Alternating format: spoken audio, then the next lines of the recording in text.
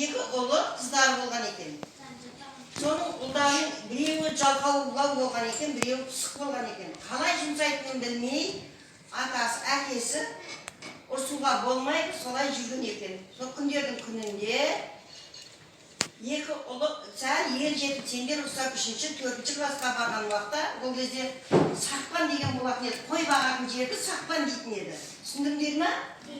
Соған жәрдемші баратын еді. Сол кезде әкесі ойланып екеуі сол сақпанға жәрдемге жібереді. Ол кезде жәрдемге барғанға жақсы ақы төлейтін, жақсы сыйлық беретін еді.